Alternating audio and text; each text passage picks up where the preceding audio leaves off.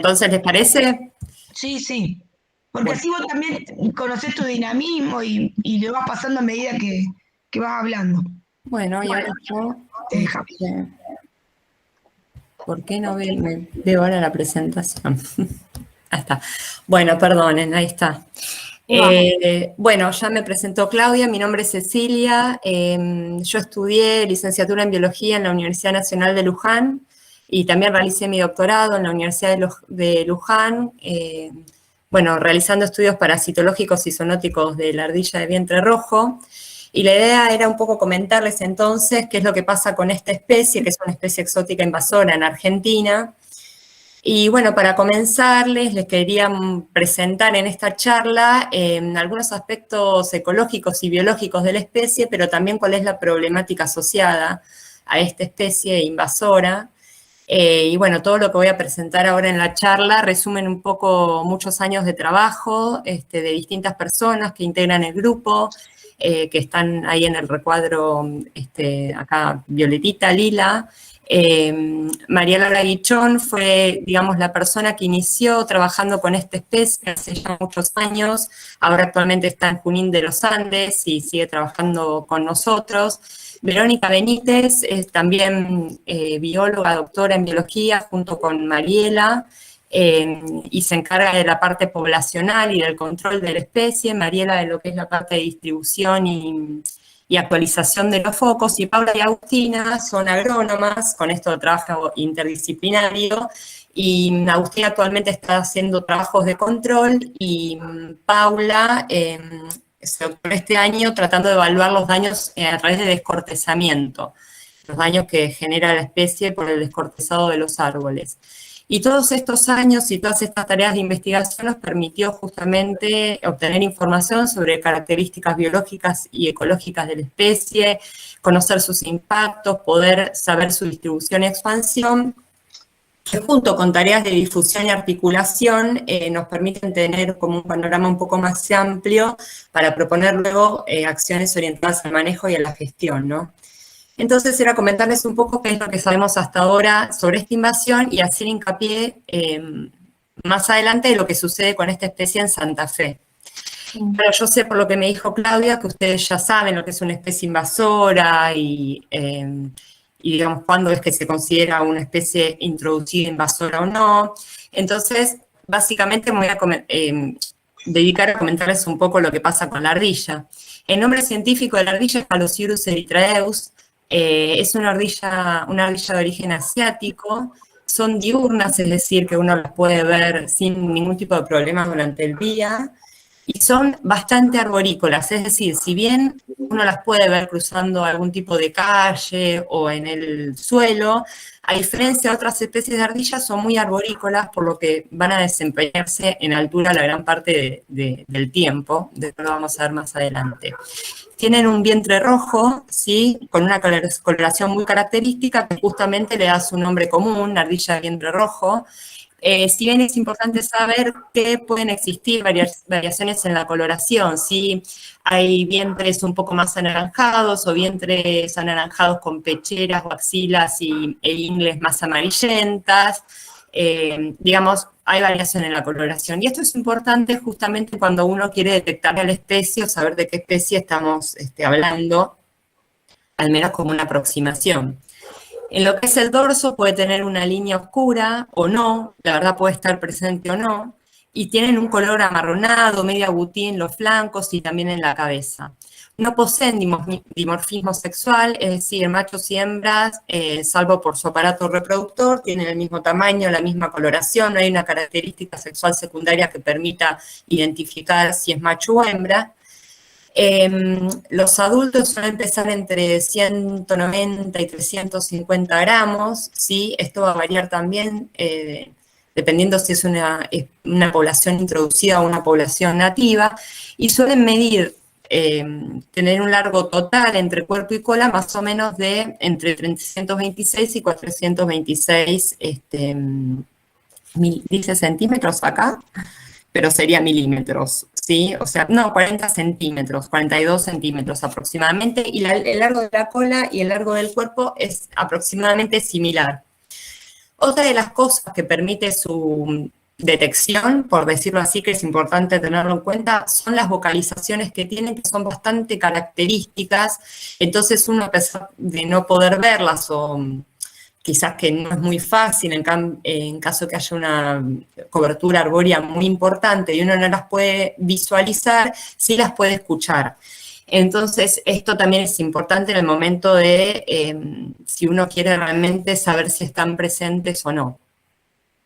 Tienen un área de acción diferente, si son machos o hembras, aproximadamente de 3,3 hectáreas para los machos y 0,4 hectáreas para las hembras, es decir, que los machos van a realizar sus actividades en ese área y las hembras en un área un poco más acotada. Los depredadores que hay acá en Argentina son escasos, se saben que perros y gatos las pueden capturar en forma ocasional, los mismos las aves rapaces, por lo que esa relación depredador-presa todavía no está muy aceitada, por decirlo así, entonces son eventos de depredación ocasionales, no hay depredadores entonces que estén regulando su población. ¿Me escuchan bien? Vamos bien, porque como yo no veo nada, veo la presentación, bien.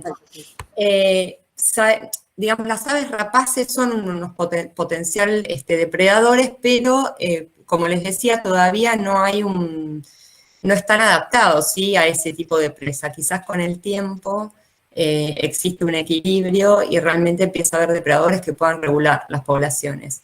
Se encuentran hembras reproductoras, o sea, en estado reproductivo todo el año, es decir, hemos encontrado hembras con leche o preñadas a lo largo de todo el año, pero se nota como un pico importante en lo que es otoño y primavera.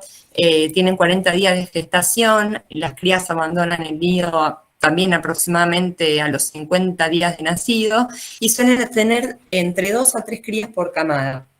Y como les decía, nidifican y hacen nidos para obtener las crías.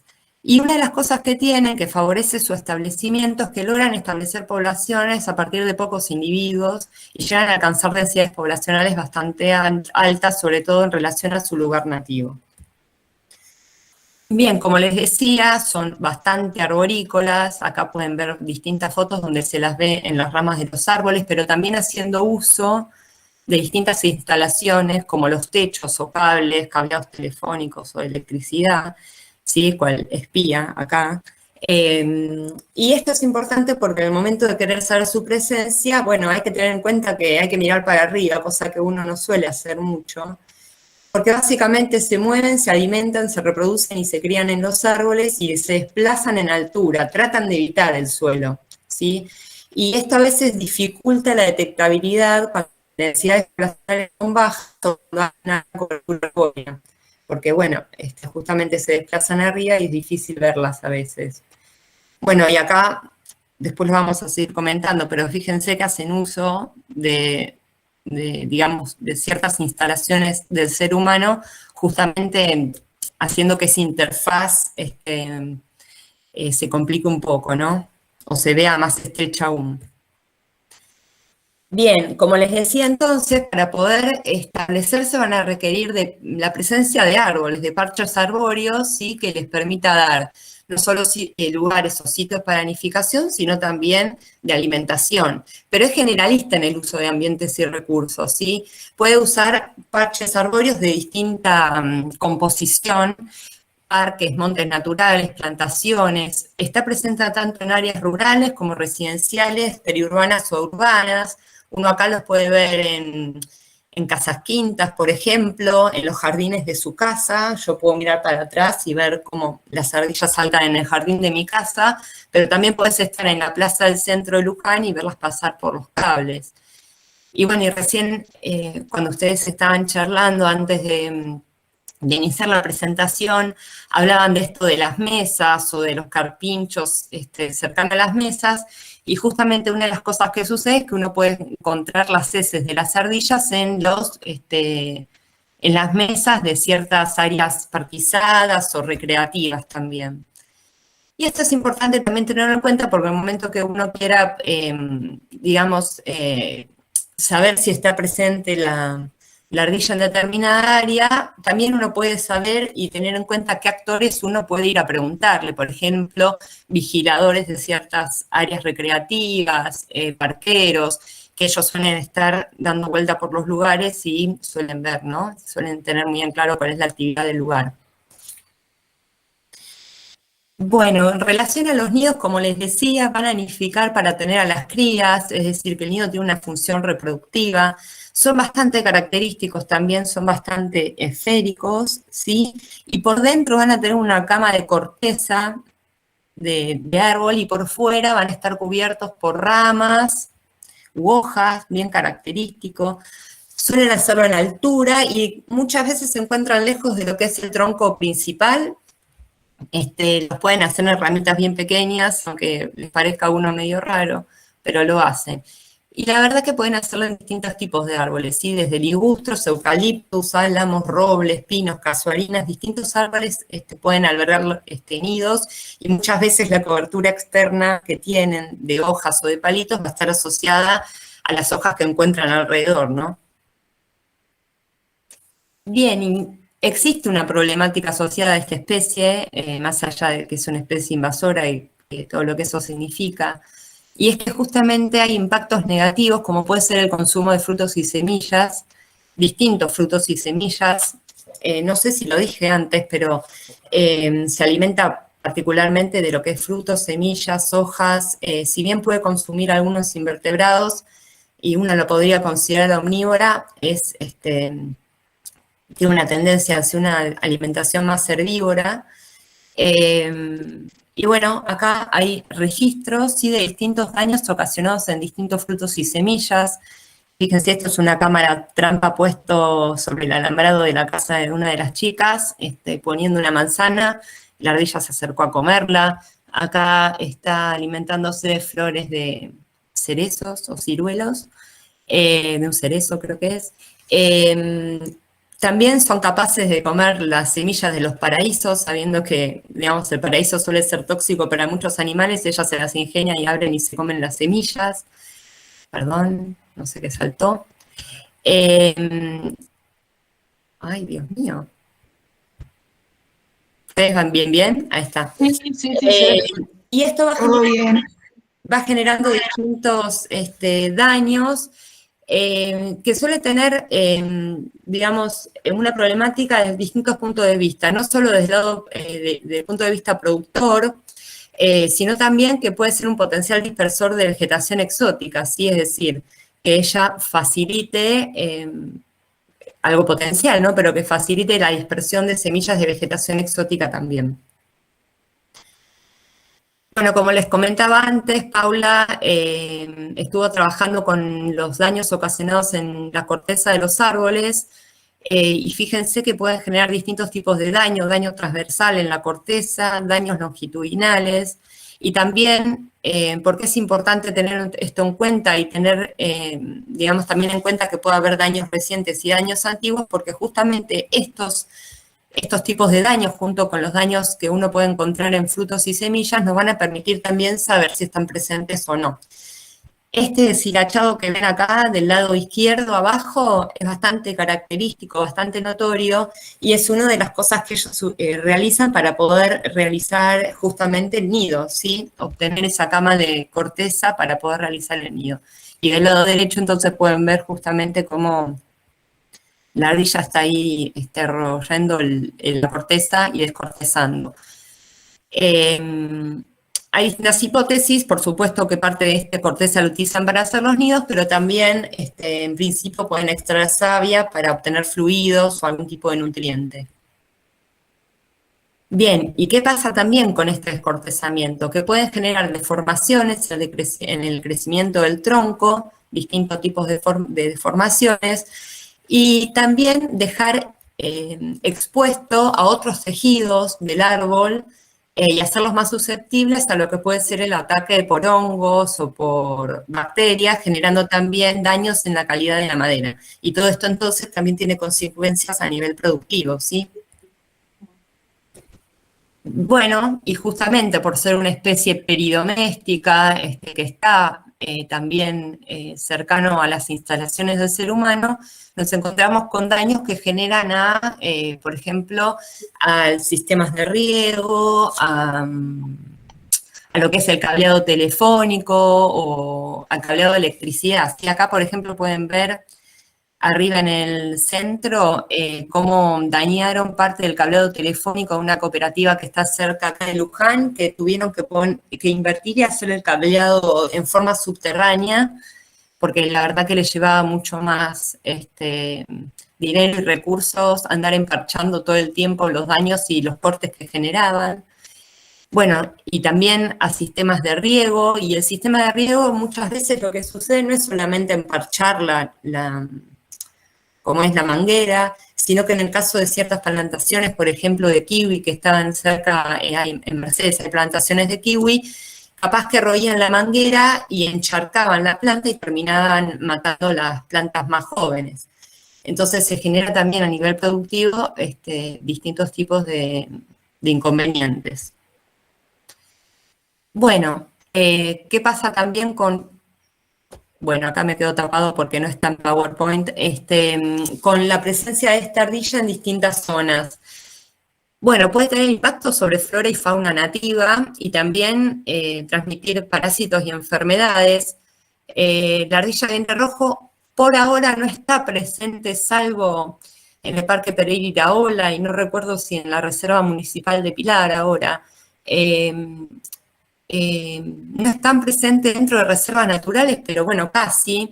En el foco que está establecido en Escobar, el límite de su distribución está a 6 kilómetros de uno de los límites de la Reserva Natural Otamendi, que ahora es Reserva Nacional Ciervo de los Pantanos, el Parque Nacional Ciervo de los Pantanos. Entonces esto realmente genera una alarma y hay que tener en cuenta y tratar de monitorear los bordes como para impedir su ingreso. Y bien, si bien no están presentes capaz en otras zonas que, digamos, que tengan un alto valor de conservación, bueno, no está muy lejos de lo que es el delta. Y bueno, ¿qué pasaría si logran llegar al delta y van subiendo y llegan, por ejemplo, a Misiones o a las yungas, donde sí tenemos especies de ardillas nativas, ¿no? ¿Qué pasaría realmente? Entonces, realmente es un problema que hay que tener en cuenta. Y bueno, y como toda especie silvestre, esto de la posibilidad de que puedan transmitir parásitos y enfermedades, nosotros evaluamos algunas enfermedades, no todas obviamente, e hicimos estudios parasitológicos y encontramos que poseen algunos parásitos, poco la verdad, y son parásitos que ya estaban presentes en el medio ambiente, que fueron adquiridos de otras especies, de mamíferos simpátricos, pero bueno, nosotros sabemos que puede ahora ser una nueva fuente de infección para estos mamíferos simpátricos. Entonces genera ahí una modificación de ciertas dinámicas que hay que tener en cuenta. Y una de las cosas que nosotros evaluamos fue la presencia de leptospira. Muchos silvestres son portadores de leptospira. Lo que pasa que el tema de la ardilla, como vamos a ver más adelante, es que, digamos, está percibida como una especie atractiva y lejos de echarla como una comadreja o como una rata, la gente muchas veces la quiere tener a UPA y eso genera un riesgo aún mayor. Y como ven acá, nosotros pudimos analizar muestras de Luján y de Cañada de Gómez y las que dieron positiva a leptospira fueron las muestras que pudimos analizar de ahí de Cañada de Gómez de Santa Fe. Y como les decía también, aunque pareciera algo menor, empieza a haber un impacto cultural y esto está asociado con lo que les decía recién, que justamente se considera una especie carismática. Entonces, cuando ya pasó mucho tiempo, se la empieza a percibir como un símbolo local que se manifiesta a través de distintas expresiones artísticas y culturales. Jáuregui es la localidad donde fue introducida, que queda acá a 10 kilómetros de Luján inicialmente, y fíjense todos los murales pintados, donde pueden ver a la ardilla representando la localidad. Piensen que quizás los chicos que nacieron hace 10 años, la ardilla es propia. Bueno, acá les comento, todos los años en Jáuregui se hace una carrera de autitos tirados a piolín, donde las familias hacen sus autitos y los chicos los tiran con piolines. Bueno, acá están presente la ardilla. Y bueno, y en Córdoba también, en la Cumbrecita, donde también están presentes estas ardillas, bueno, se las utiliza también como un símbolo, pero en este caso como atracción turística, ¿no? Y esto hace justamente que sea necesario articular con el sector educativo como para poder capacitar y que puedan abordar este tipo de problemáticas usando a la ardilla como un caso regional, pero obviamente que es necesario hablarlo en forma más general, pero abordar para que puedan abordar la problemática desde otro punto de vista, ¿no? Y tratar de valorar lo que es lo nativo. Y bueno, y también es importante, acá ustedes juegan un papel muy importante, la necesidad de articular con el sector veterinario y comercial, no solamente por la parte de transmisión de enfermedades y de parásitos, sino porque muchas veces desde ciertos sectores comerciales se propicia la tenencia o la venta de ciertas mascotas y se genera la tenencia, digamos, ilegal de fauna silvestre, ¿sí? Porque una cosa es que quizás alguien la encuentra algún individuo chiquito tirado en el pasto porque el viento lo tiró y lo quiera tener, que obviamente hay que desalentarlo, pero algo mucho más grave aún es que se propicie ya desde la parte comercial. Entonces es importante tratar de desalentar este tipo de prácticas y de tenencia de la ardilla de vientre rojo por ser un animal silvestre que no corresponde tenerlo y además por ser una especie exótica invasora, ¿sí? Bien, y les cuento entonces qué pasó con la ardilla de vientre rojo un poco. No sé cuántos de ustedes están familiarizados sobre la historia de introducción de la ardilla y sobre qué es lo que fue pasando y dónde está. Pero en principio hubo un evento de importación o de introducción al país que fue en el año 1970, que fueron adquiridos algunos ejemplares en Europa. La ardilla de vientre rojo, como les dije antes, es asiática, pero bueno, evidentemente adquirieron un par de individuos en Europa y las introdujo un empresario belga en Jauregui, que fue básicamente el que fundó el pueblo y que generó, digamos, trabajo en la localidad. La tuvo en su estancia, tuvo los ejemplares en su estancia bastante tiempo en un jaulón y después de unos años se escaparon o fueron liberados, no lo sabemos exactamente, algunos individuos aproximadamente en el año 73, que lograron establecer entonces la primera población silvestre en Argentina. Fíjense, actualmente dentro de la provincia de Buenos Aires, la cantidad de focos que hay ahora establecidos, no solamente el foco principal que nosotros denominamos Luján, sino que un montón de focos. También hay algunos focos en Navarra, perdón, focos no, algunos individuos que todavía están restringidos capaz que en algunas propiedades privadas, en Navarro, Alem y Saladillo, que potencialmente pueden dar origen a una población silvestre, pero además también existe la última que digamos, detectó y se describió fue el foco que está en Tupungato, en la provincia de Mendoza, también en la Cumbrecita, en Córdoba y en Santa Fe están presentes hasta ahora en Rafaela y en Cañada de Gómez. Lo que es importante, que ahora voy a nombrar un poquito, un poco más, es que estos focos muy alejados de lo que es el foco de Luján y tanto los focos de Tupungato como de la Cumbrecita, Rafaela y Cañada de Gómez, está claro que fueron originados a partir de la actividad del ser humano, ¿sí? Como una actividad antrópica. Entonces, ¿cuáles son las vías de invasión de esta especie? Bueno, tenemos una vía que está dada por individuos dispersantes, que es la expansión natural que se da, que es cuando la ardilla está establecida en un foco, los individuos van a ir dispersando y van a ir aumentando su área de ocupación, su distribución, ¿sí? Y esto es lo que sucedió, por ejemplo, en el foco de Luján, vamos a ver más detalle, donde en el año 1999 estaban, digamos, distribuidas en un determinado polígono y ya en el año 2009, por ejemplo, este polígono era uno aún mucho mayor e inclusive ya abarcaban localidades o partidos vecinos como Mercedes, General Rodríguez y Pilar. Bueno, los individuos se van dispersando, entonces van expandiéndose naturalmente. Pero con esta especie lo que sucede, que es aún más preocupante, es que también hay una denominada, que podemos denominar expansión asistida, que es la que está dada por traslocaciones mediadas por el ser humano, donde el individuo captura u obtiene individuos, perdón, del ser humano captura u obtiene individuos de un foco y los lleva a, digamos, distancias mucho más lejanas. Así es como se van generando los focos de segundo orden y los focos de tercer orden, ¿sí? Los focos de segundo orden son aquellos que se generan a partir de individuos que fueron capturados y trasladados desde, por ejemplo, el foco principal de Luján hacia otros lugares, como puede ser el foco de Cañada, el foco de Rafaela. Y los focos de tercer orden son aquellos que se originan a partir de individuos que fueron obtenidos en los focos de segundo orden.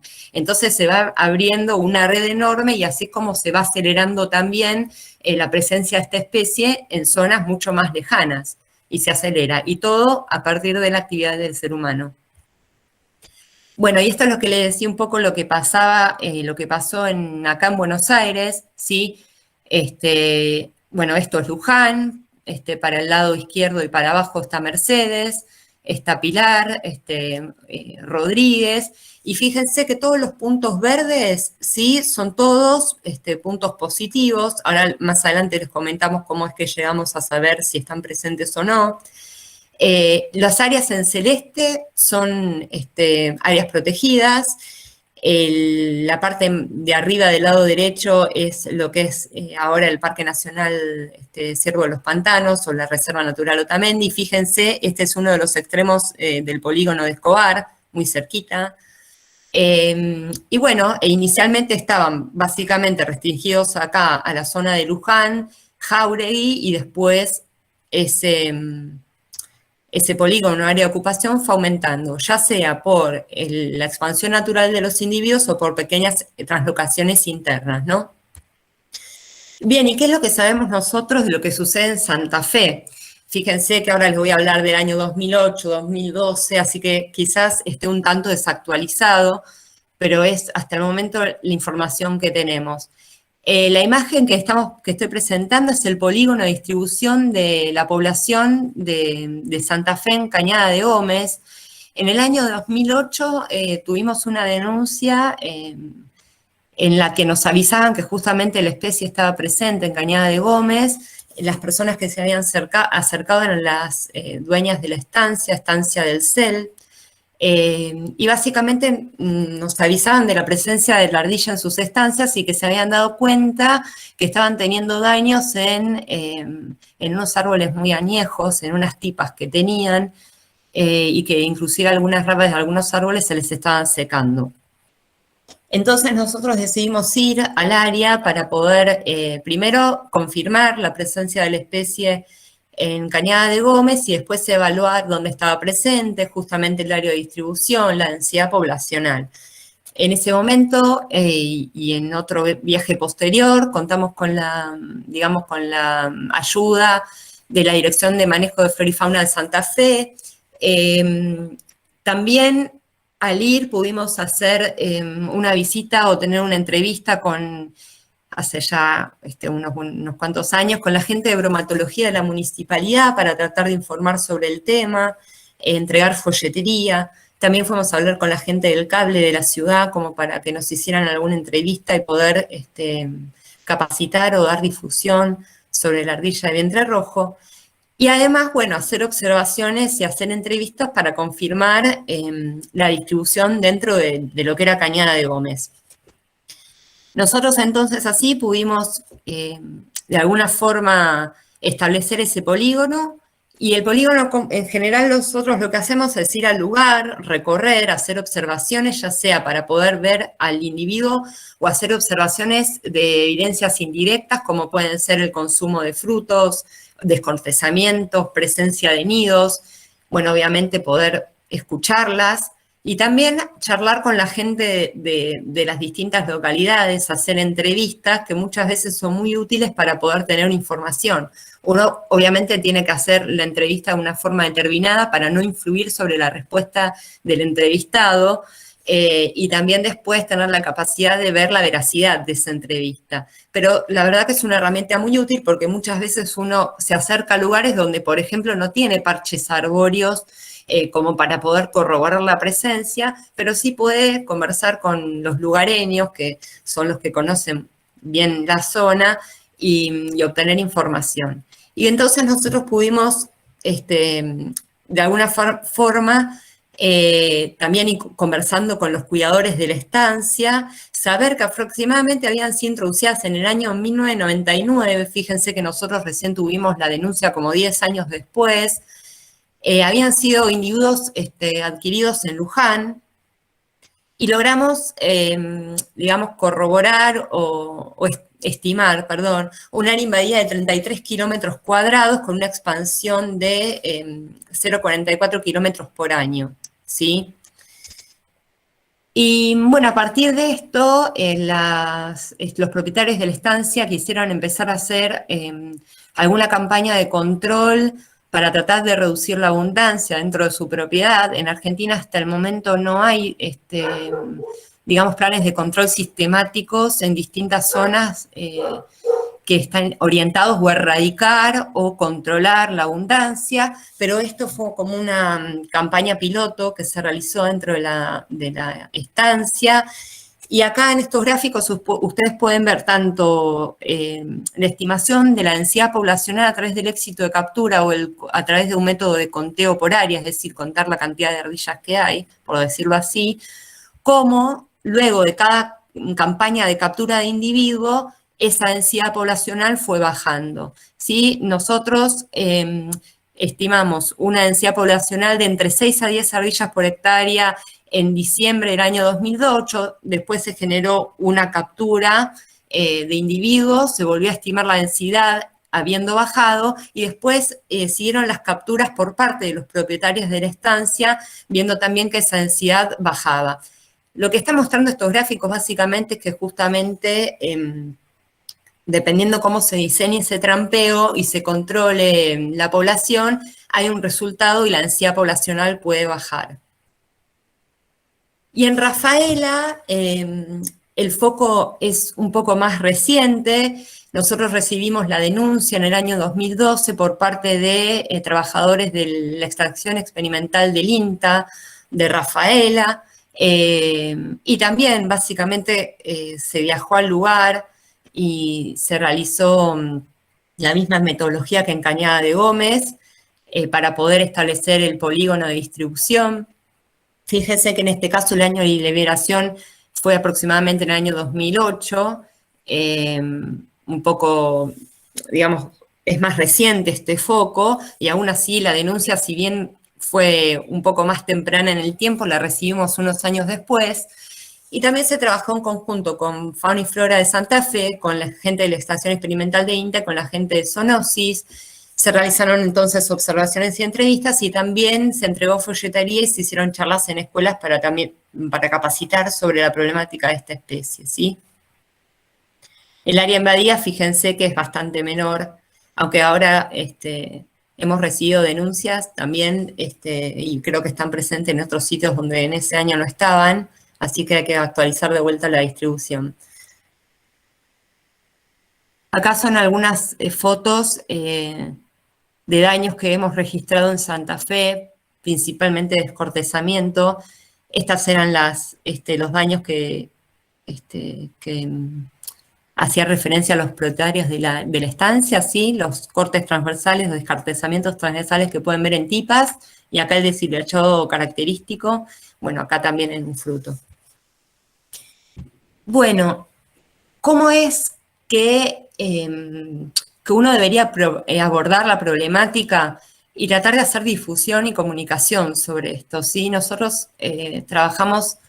venimos trabajando hace años tratando de difundir y comunicar, yendo a escuelas, capacitando a docentes, haciendo talleres, por ejemplo, en la Reserva Natural de Otamendi, tratando de difundir la problemática también en los medios de comunicación.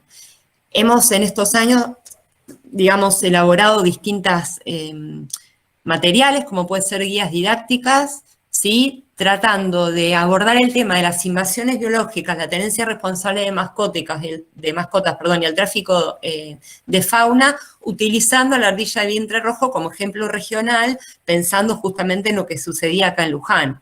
¿Sí? Entonces, hemos capacitado a docentes y brindarles la guía didáctica para que puedan trabajar también con los alumnos.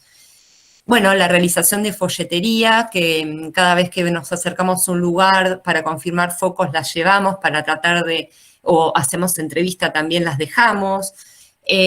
Hace poquito estuvo la Estrategia Nacional de Especies Exóticas Invasoras, la ENEI, y la ardilla formó parte de uno de los proyectos dentro de la ENEI, donde se elaboraron también nuevos folletos.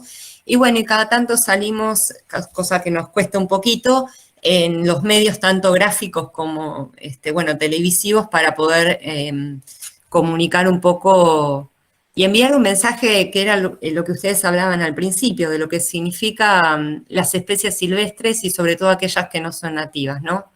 Todo lo que implica este tema.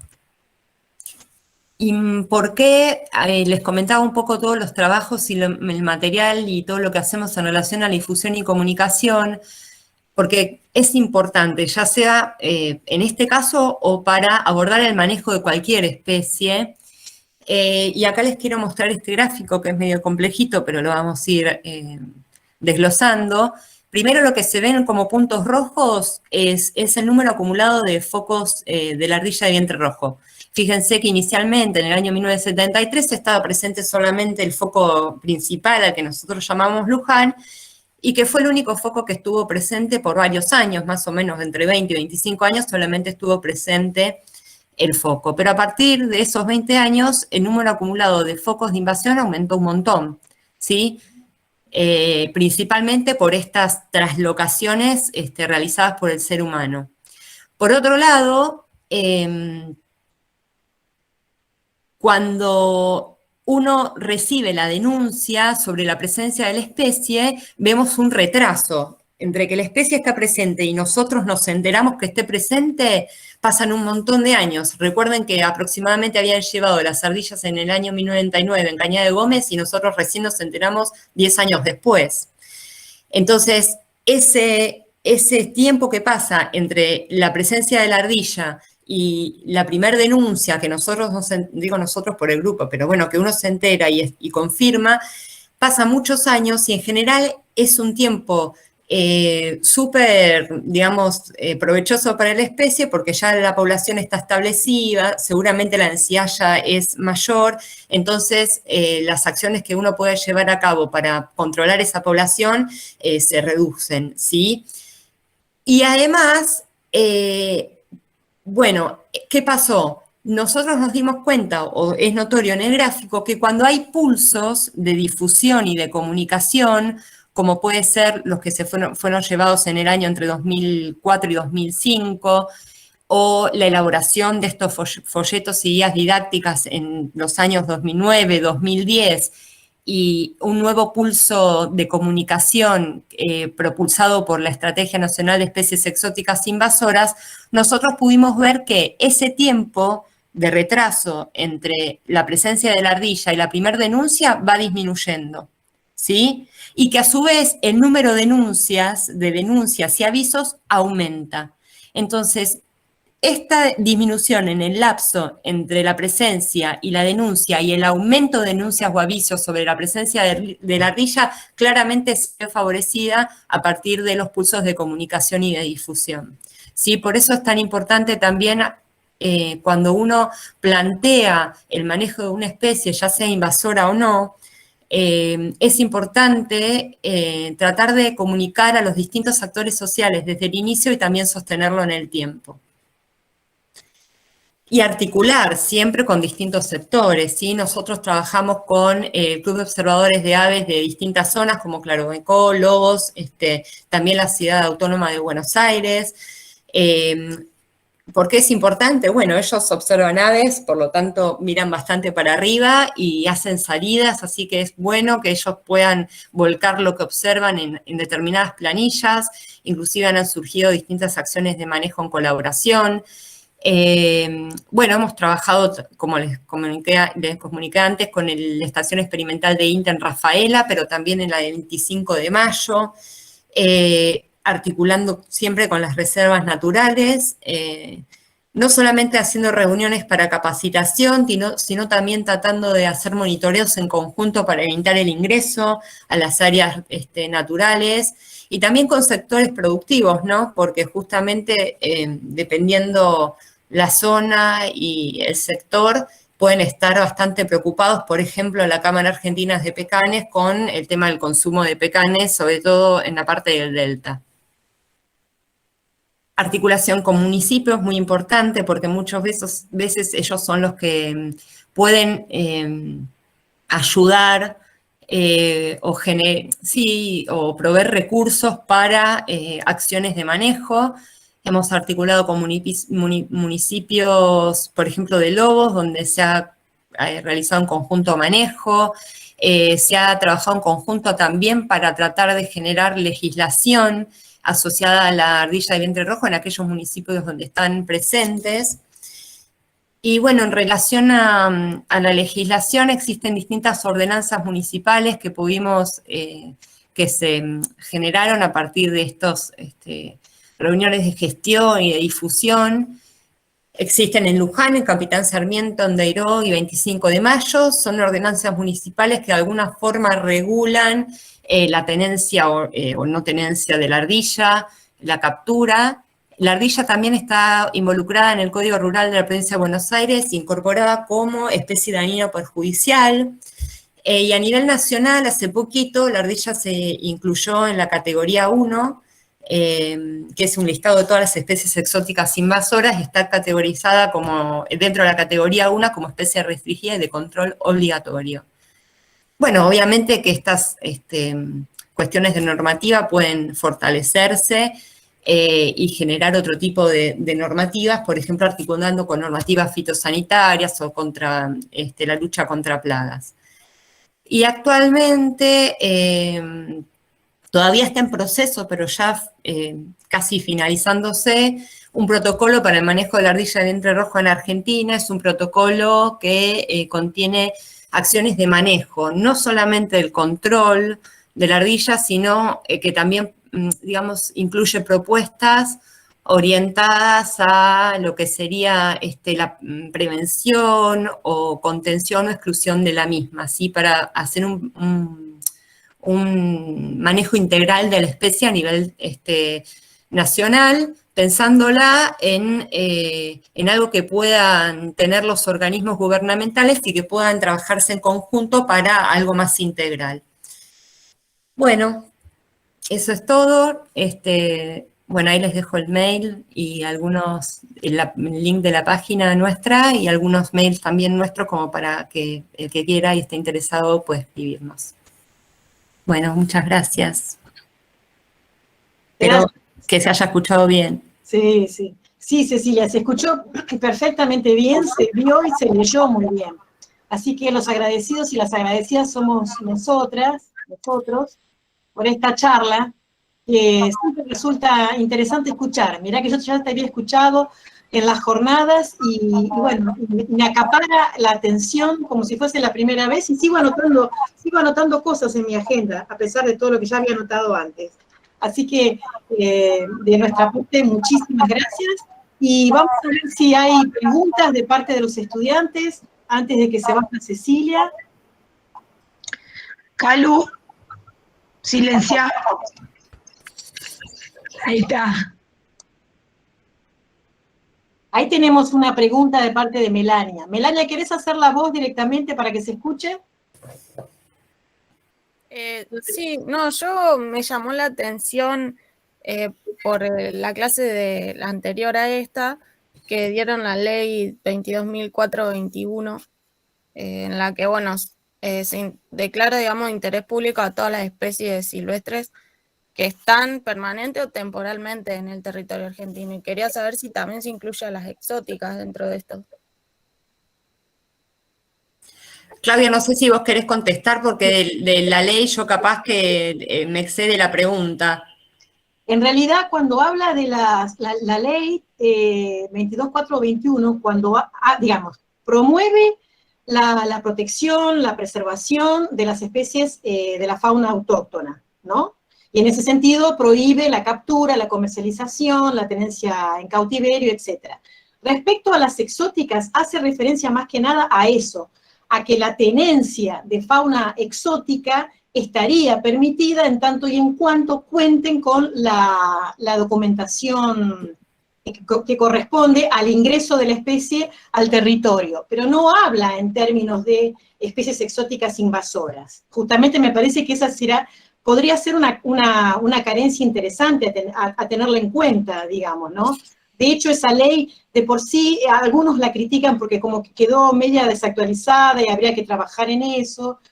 No sé qué opinás vos, Cecilia. No, sí, lo que pasa es que, perdón, no tenía en cuenta que era la ley 22.421, a veces me exceden lo de las leyes. Sí, en realidad acá me parece que hay, yo pienso que hay unas cuestiones entre lo que justamente poder diferenciar lo que es silvestre y lo que es doméstico, y dentro de lo que es silvestre ya lo que es nativo y lo que no lo es. Claro. Entonces ahí se empieza un poco a mezclar todo. La verdad es que si uno presenta los papeles y justifica, no es que no puede ingresar ningún tipo de animal que no sea, o sea, puede ingresar especies que sean exóticas. Lo que pasa es que uno, para poder hacerlo, tiene que justificar bien. Si no, los zoológicos, por ejemplo, no podrían tener ningún tipo de animal introducido. Después podemos debatir si nos parece bien o no.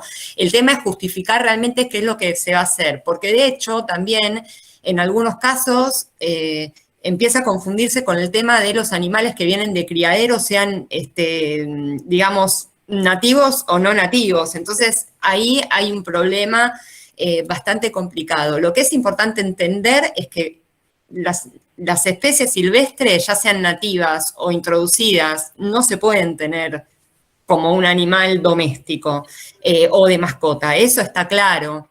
Y bueno, y si además estamos hablando de especies introducidas, seguramente lo han hablado, Argentina adhiere al Convenio de Biodiversidad Biológica y básicamente lo que dice es que todas las especies invasoras, por decirlo así, son culpables, salvo que se demuestre lo contrario, ¿sí? Por decirlo de una forma, digamos, coloquial. Entonces, adhiere ese convenio. Entonces, de alguna forma hay que entender que cuando una especie está se ha vuelto invasora, hay que hacer algo. Claro.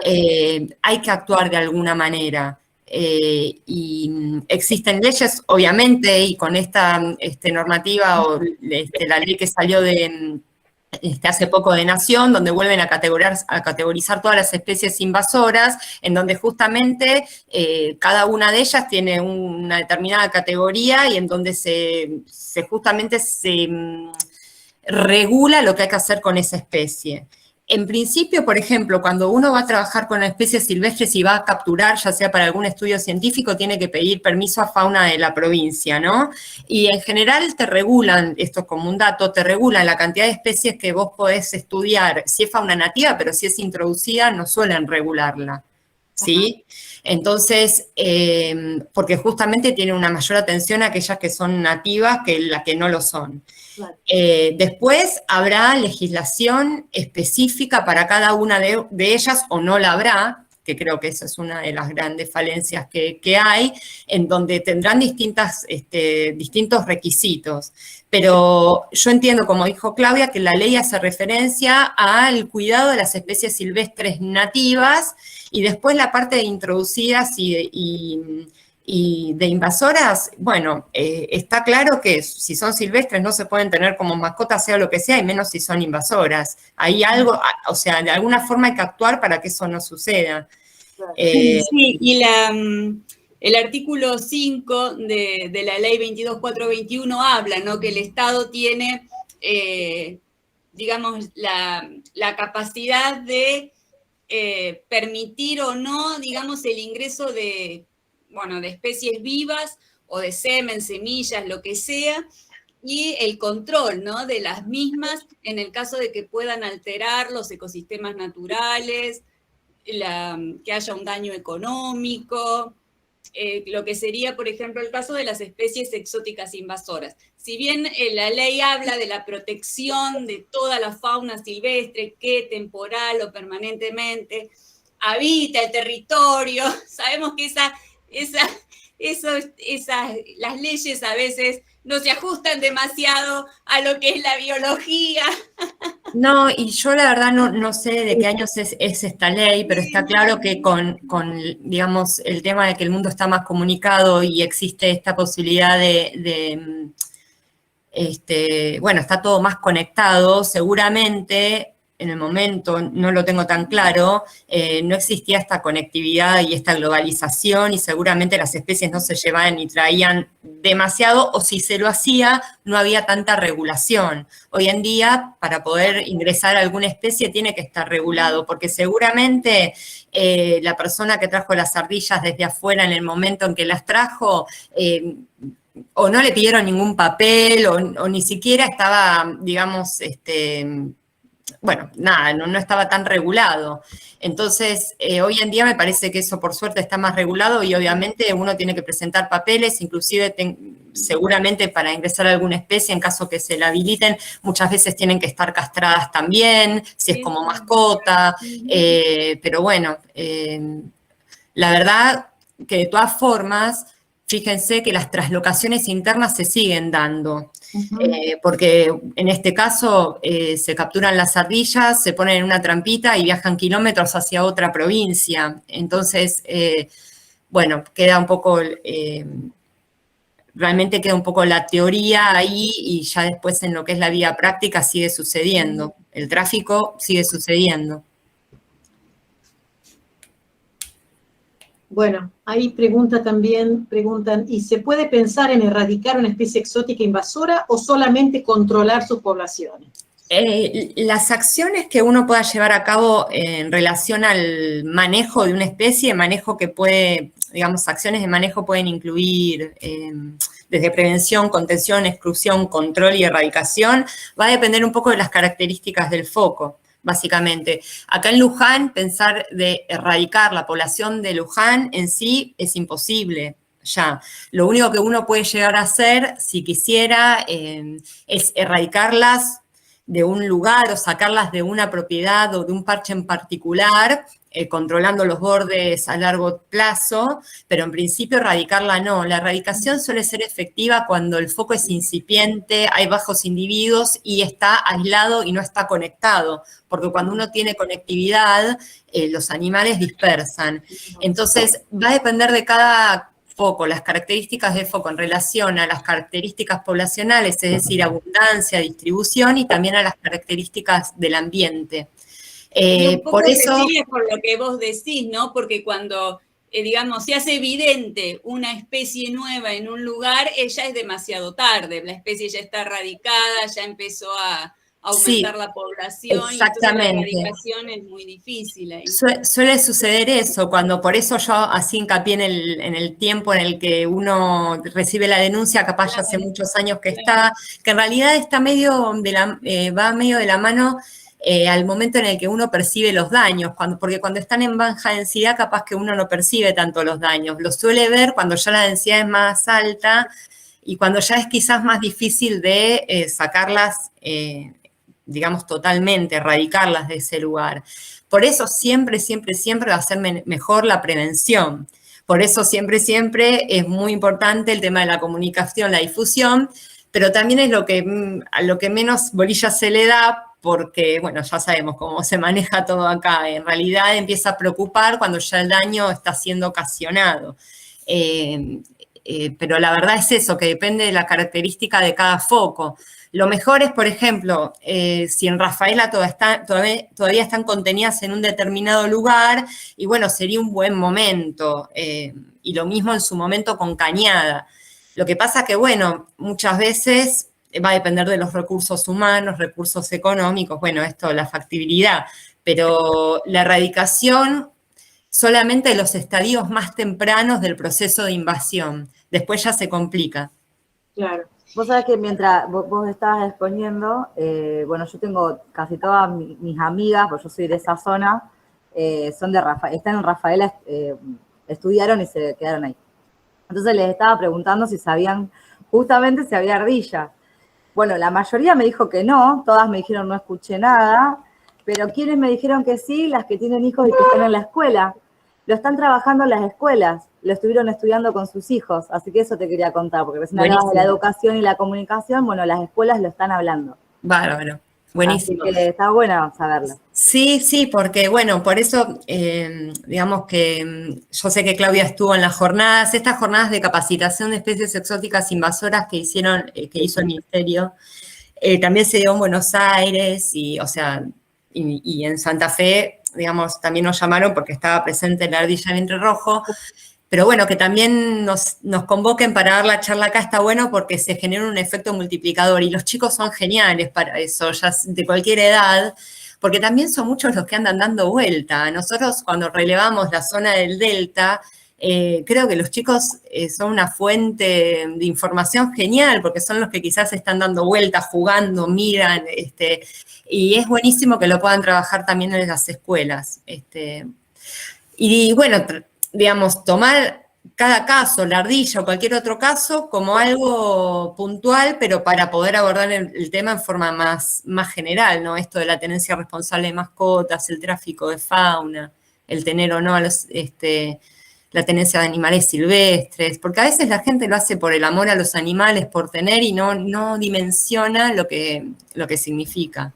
Sí, ni hablar. Recién escuché conceptos de ellas que jamás pensé que iban a incorporar o que iban a saber. Me hablaron de una especie, me dijeron, perfecto, exótica, invasora, no tienen predadores, se dispersan. Me dice, todo eso estuvimos estudiando. Así que bueno, la verdad que es muy bueno saberlo. Bueno, sí, y nosotros obviamente pedimos también que o tanto a través de nuestra página o contactándose con alguien de fauna, bueno, estén atentos a ver si las ven o si alguien les comenta, porque, bueno, nos permite también, llegado el caso, actuar más rápido o tratar de monitorear o ver qué se puede hacer o empezar a trabajar también en la comunicación y en la difusión en otros lugares. Y lo más importante que hay que tener en cuenta, que hay que desalentar, es esto, que no hay que tenerlas, como mascotas, no hay que alimentarlas y no hay que trasladarlas. Ya si pudiéramos entender eso, ya se reduciría un montón y los focos que se están generando cada vez se acotarían más, porque la verdad que ya en Buenos Aires la cantidad de focos que hay es impresionante. Cecilia, qué importante esto que decís. Silvestres no son mascotas, es uno de nuestros hashtags desde hace mucho tiempo. Y es importante que alguien más como vos, que sos una investigadora, bióloga, que formás parte de la conservación, de la actividad científica en torno a la conservación de nuestro patrimonio natural y cultural, qué importante es escuchártelo decir a vos, porque a veces, viste, nadie es profeta en su tierra, y a veces parece como que nosotras nos posicionamos de esa manera por una cuestión de, no sé, de creencia, de fundamentalismo, de extremismo, como se suele escuchar, ¿no? Y entonces, con esto estamos demostrando que somos muchos realmente, y muchas, las personas que estamos trabajando en torno a la conservación, que estamos diciendo esto, ¿no? Que los animales silvestres no son mascotas, que no es gratuito ni alegre ver imágenes como la que vieron los chicos de un carpincho comiendo asado desde la mesa familiar o tomando mate, ¿no? O que una ardilla, por más hermosa que sea, por más carismática que sea la especie, no puede ser considerada un animal, una mascota, ¿no? Y sobre todo si proviene de una especie que es invasora. Y en ese sentido, digo, la contaminación cultural, la erosión cultural que se produce con estas especies exóticas, son un obstáculo muy importante a la hora de tratar de prevenir, controlar y eventualmente erradicar, ¿no? Sí. Y por eso es importante esto, incluso lo educativo, que nunca está de más. De hecho, Carlos te acaba de hacer una devolución muy importante que seguramente vas a compartir con tus compañeras de trabajo. Miren, chicas, sí. Actualmente están tratando ese tema. Pero digo, respecto a la opinión pública, es difícil porque inclusive, sobre todo del sector de las proteccionistas, ¿no? Que ese sí es un sector bastante cerrado. No digo que sean todas, pero en general son grupos cerrados que dicen que como es una criaturita, un ser vivo, tiene derecho a estar y a naturalizarse y a adaptarse, etcétera, etcétera, etcétera. Digo, entonces, es difícil actuar, ¿no? En ese Sí. sentido, o accionar cuando hay estos grupos. Sí, no, es difícil. En relación a entender que los silvestres no hay que tenerlos como mascotas, bueno, no sé, no sé si decir todos, pero creo que gran parte de los que estamos acá nos gustan los animales y bueno, la verdad que me gustaría tener más de uno al lado para hacerle un mimo. Pero claramente no es lo que hay que hacer. Los animales domésticos llevan años de domesticación, nos guste o no, pero nada que ver con un silvestre que lo que está haciendo es tratar de ser plástico y adaptarse a la modificación que está sufriendo su ambiente. O sea que nosotros veamos un carpincho que tiene la capacidad de estar dando vuelta y de estar comiendo al lado nuestro, no significa que esté bueno, digamos, por más alegría que nos genere. Y es que el animal se está adaptando. Con otras especies que no tienen la suerte de tener esa plasticidad, ese cambio de ambiente hace que las poblaciones mermen, inclusive que terminen desapareciendo ciertas poblaciones, que su distribución disminuya. Entonces, bueno, capaz que el carpincho es plástico, la ardilla también, bueno, la ardilla fue introducida acá, y puede adaptarse a eso, pero la modificación del ambiente muchas veces hace que no corran la misma suerte algunas especies. Y en relación a lo de las proteccionistas, la verdad que es un tema complicado porque, bueno, son distintos puntos de vista.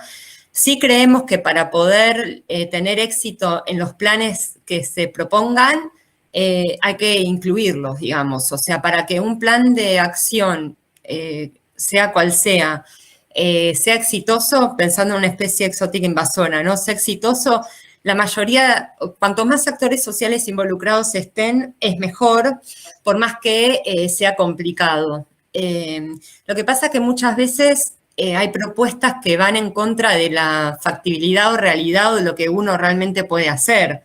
Y ahí es donde uno tiene que encontrar un equilibrio y un consenso para poder actuar de la mejor forma. Y bueno, y como les decía, y después también dimensionar las cuestiones potenciales, porque que la ardilla llegue a Misiones y se encuentre con la ardilla nativa gris, la ardilla gris misionera, y bueno, no sabemos qué va a pasar. Entonces, de repente podríamos perder una especie nativa.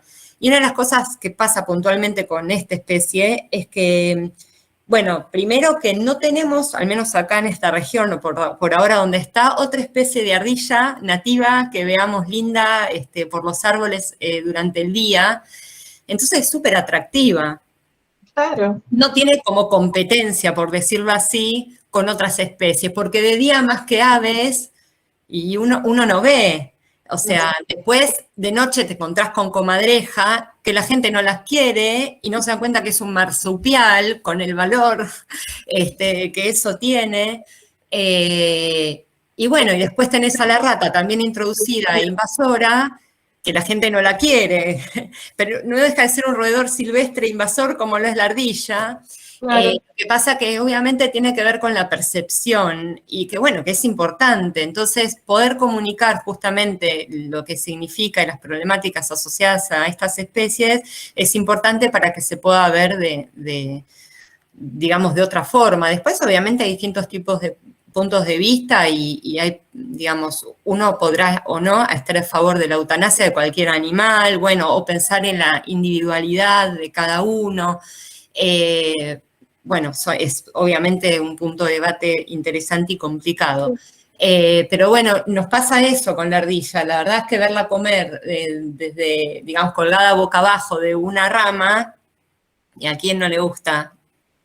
Pero bueno, se olvida justamente que tenemos una comadreja, que bueno, es vespertina, nocturna, pero que también anda por los árboles. Se olvidan que hay aves nativas que muchas veces puede haber interferencia y que quizás la ardilla esté compitiendo por sitios de nidificación y desplazar aves hacia otros lugares, capaz aquellas que son menos frecuentes. Entonces, es mucho más complejo.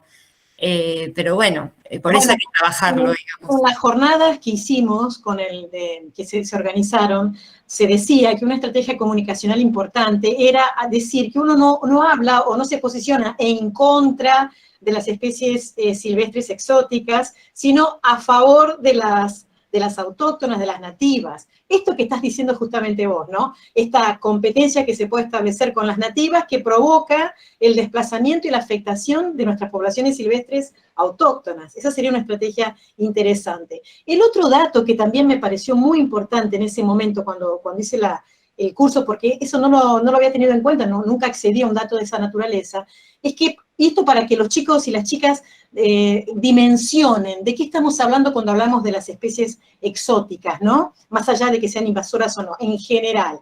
Sabiendo que afecta el 5% del PBI global. Fíjate vos qué dato, Cecilia. Nos decían en el curso inclusive que la pandemia, esta pandemia por la que estamos todavía transitando, había afectado el 4% del PBI global. Entonces, las especies exóticas están un punto por encima en lo que a daño económico se refiere de la propia pandemia. Entonces, no es un tema menor, no se trata, no es un capricho, es justamente dimensionar, digamos, hasta dónde pueden llegar los daños económicos, ¿no? Sí. Esto que vos decís, que una empresa tiene que enterrar los cables para que no sean roídos por las ardillas, da cuenta de la dimensión del daño. Y si no hubiese presupuesto para hacer eso, si en algún momento por la crisis energética escasee el petróleo y no tengamos la facilidad que tenemos ahora para disponer de, bueno, se entierra, no se entierra, se hará algo, ¿qué pasaría con las poblaciones humanas y los daños que provocan estas especies en tanto y en cuanto se las controle poco o no se las controle y avancen, etcétera, ¿no? Sí, y bueno, y no menor, que también lo hablaban ustedes antes de comenzar, el tema de la transmisión de enfermedades, esto de tener silvestres como mascotas. Sí, silvestres, o sea, digamos, tampoco los vamos a crucificar, digamos, pero no lo tenemos tan claro, porque, bueno, y la ardilla fue, en este caso, monitoreado con, digamos, sondeamos algunas cosas, obviamente no todo, y la verdad es que no sabemos qué puede generar. Entonces es importante, digamos, estoy hablando de la ardilla, pero obviamente como silvestre entra tanto nativo como introducido en el sentido que no hay que tenerlo como mascota, claramente, además de porque es un animal silvestre, porque uno no sabe el potencial zoonótico que puede tener. Entonces, eso hay que tener un cuidado enorme. Y cuando se introducen especies también y se las traslada a otros lugares, como pasa con la ardilla, tampoco tenemos idea cómo puede afectar en relación a las enfermedades a otras especies, ya sean nativas, silvestres o domésticas o digamos, ganado. Entonces, la verdad que se altera el equilibrio y la dinámica de una forma en la que me parece que no tenemos tan claro. Existen algunas herramientas de evaluación de riesgo para, digamos, que uno puede evaluar qué tan riesgosa sería esa especie al introducirla o no, teniendo antecedentes y un montón digamos, de características. Y si mal no recuerdo, por el convenio de diversidad biológica, en realidad si la ardilla no, cualquier especie ya presenta antecedentes de impacto en otra zona, es, digamos, potencial invasor también, entonces hay que tener cuidado. Claro. Esto que vos decías, que acabo de anotar en el chat, ¿no? La importancia de la traslocación, esa famosa traslocación que todo el tiempo, Cecilia, estamos haciendo, no solamente con los animales, con las plantas. ¿Quién nos se ha traído un plantín, una semillita, lo que fuese de los lugares a donde va a pasear? Porque no le alcanza con verlo en su hábitat natural, lo quiere tener sí o sí en la maceta de su casa o en el jardín o lo que fuese. Y estas prácticas, estos hábitos que tenemos, que parecen inocentes e inofensivos, pueden ser el inicio de una invasión, ¿no? Si se trata de especies inclusive que son exóticas entre ecorregiones, ¿verdad? Sí. Bueno, no, por eso, yo creo que lo que hay que tener en cuenta es eso. Y digamos, silvestre, es silvestre, Y después que claramente con aquellas especies invasoras que ya están establecidas y bueno, que van aumentando su área de ocupación y se van expandiendo, bueno, evidentemente hay que actuar, después hay que ver cuál es la mejor forma. La verdad es que lo mejor, como siempre decimos, es la prevención. A veces, la mayoría de las veces uno llega tarde, porque ya cuando uno previene, justamente inclusive está tratando de prevenir acciones de manejo más complejas. Entonces, la verdad que eso sería lo mejor. Y para eso muchas veces la mejor manera es difundir y es capacitar y es concientizar. Parece loco, pero la verdad que es así, porque la verdad que si la gente hubiera entendido que no se tiene que capturar ardillas y llevarlas a otra zona, y bueno, ahora seguramente no estaríamos, digamos, si hubiera sido así, no estaríamos contando con tantos focos de invasión como los que tenemos en la actualidad. Claro. Fíjate lo que dice mi compañera Florencia, tener en cuenta el principio precautorio. Sí, claro, sí, exactamente, no me salía la palabra, el principio de precaución, sí, sí. Claro, que está dentro de la ley de medio ambiente, o sea, es una herramienta jurídica que tenemos muy a la mano, no solamente para este tema, sino para un montón de temas más, ¿no? Bueno, no sé si alguien más quiere hacer preguntas, o quiere hacer alguna reflexión, o quiere contar, o hacer algún comentario, pero me parece que, bueno, que dio para charlar bastante sobre la cuestión con Cecilia.